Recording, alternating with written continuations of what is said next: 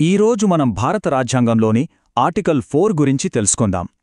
అసలు ఈ ఒక్క ఆర్టికల్ మన దేశం తన అంతర్గత సరిహద్దులను ఎంత సులభంగా మార్చేస్తుందో ఆ కథ ఏంటో చూద్దాం. నిజమే కదా? ఆలోచించండి. ప్రపంచంలోనే అతి పెద్ద, అన్ని వివరంగా రాసుకున్న రాజ్యాంగాల్లో మనదే ఒకటి. అయినా సరే, రాష్ట్రాల సరిహద్దుల్ని మార్చడం మాత్రం ఆశ్చర్యకరంగా చాలా సింపుల్ ప్రాసెస్. అసలిదెలా సాధ్యం? ఈ విశ్లేషణలో ఆ గుట్టేంటలిప్పుదాం. సరే, మరి మొదటి సెక్షన్తో మొదలు పెట్టేద్దాం. మనం స్వాతంత్ర్యం వచ్చినప్పటినుంచి చూసుకుంటే ఇండియా మ్యాప్ ఎప్పుడూ ఒకేలా లేదు. అది ఎప్పటికప్పుడు మారుతూనే వస్తోంది. కొత్త రాష్ట్రాలు పుడుతూనే ఉన్నాయి. అయితే ఈ రాష్ట్రాల పునర్వ్యవస్థీకరణ వెనక ఉన్న రహస్యం మనం అనుకున్నట్టుగా ఏవేవో క్లిష్టమైన రాజ్యాంగ సవరణల్లో లేదు.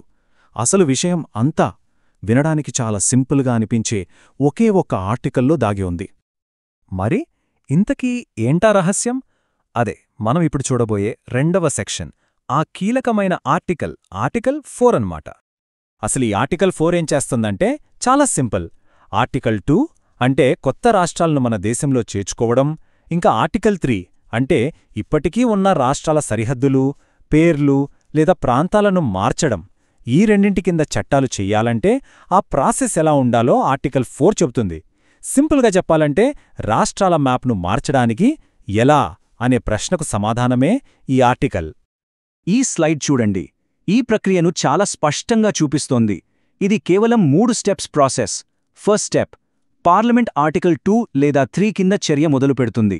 సెకండ్ స్టెప్, ఆర్టికల్ 4 దానికి ఎలా చేయాలో దారి చూపిస్తుంది. ఇక ఫైనల్ థర్డ్ స్టెప్, ఆ చట్టాన్ని ఆమోదించడానికి పెద్దగా కష్టపడక్కర్లేదు.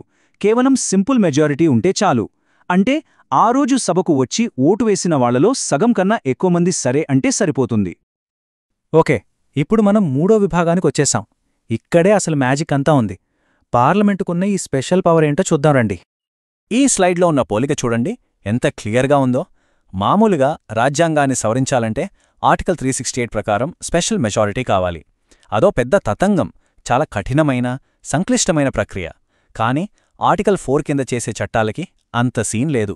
కేవలం సింపుల్ మెజారిటీ చాలు.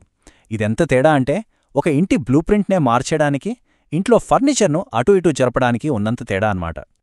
మరి ఇంత తేలికగా ఎలా సాధ్యం? ఈ స్లైడ్ చూడండి. అసలు సీక్రెట్ ఇక్కడే ఉంది.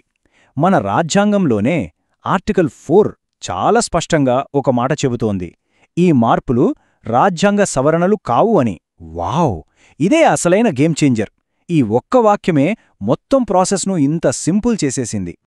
దీనివల్ల నేరుగా జరిగేది ఏంటంటే ఫస్ట్ షెడ్యూల్ అంటే మన రాష్ట్రాల లిస్ట్, ఇంకా ఫోర్త్ షెడ్యూల్ అంటే రాజ్యసభలో ఏ రాష్ట్రానికి ఎన్ని సీట్లు అనే కేటాయింపు. ఈ రెండింట్లో మార్పులు చేయడానికి ఆర్టికల్ 368 కింద ఉండే ఆ కఠినమైన స్పెషల్ మెజారిటీ ప్రాసెస్ అవసరమే లేదు. సరే, కొత్త రాష్ట్రం గీసేయడం, సరిహద్దులు మార్చేయడం అంతా ఓకే. కాని దాని తర్వాత వచ్చే చిక్కులుకో చాలా ఉంటాయి గదా. ఆస్తులు, ఉద్యోగులు, కోర్టులు, వీటి సంగతేంటి? మన 4వ సెక్షన్లో పార్లమెంట్ ఈ వివరాలన్నింటినీ ఎలా మేనేజ్ చేస్తుందో చూద్దాం. ఆర్టికల్ 4 కేవలం సరిహద్దులు మార్చమని చెప్పి చేతులు దులుపుకోదు. ఆ మార్పు సజావుగా, ఎలాంటి గొడవలు లేకుండా జరగడానికి అవసరమైన అన్ని రకాల అనుబంధ నిబంధనలను రూపొందించే అధికారాన్ని కూడా పార్లమెంటుకు ఇస్తుంది. వీటినే టెక్నికల్గా అనుబంధ, యాదృచ్ఛిక మరియు పర్యవసాన నిబంధనలు అంటారు. ఈ స్లైడ్ చూస్తే ఆ అధికారాల పరిధి ఏంటో మనకు స్పష్టంగా అర్థమవుతుంది. చూడండి, పార్లమెంట్ ఏమేం చేయగలదో: సరిహద్దులను సర్దుబాటు చేయడం, కోర్టులను పునర్వ్యవస్థీకరించడం, పాత రాష్ట్రం యొక్క ఆస్తులు, అప్పులను కొత్త రాష్ట్రాలకు పంచడం, పార్లమెంటులో ప్రాతినిధ్యంలో మార్పులు చేయడం, ప్రభుత్వ ఉద్యోగులను సర్దుబాటు చేయడం. ఇలా ఒక రాష్ట్ర పునర్వ్యవస్థీకరణకు సంబంధించిన ప్రతి చిన్న విషయాన్ని పార్లమెంటు చట్టం ద్వారా మేనేజ్ చేయగలదు. రైట్? ఇక చివరిగా 5వ విభాగానికి వచ్చేద్దాం. అసలు మన రాజ్యాంగ నిర్మాతలు ఇలాంటి ఏర్పాటును ఎందుకు చేశారు?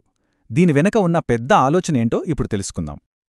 ఆర్టికల్ 4 వెనక ఉన్న అసలు లక్ష్యం, ఆ గ్రాండ్ డిజైన్ ఇదే.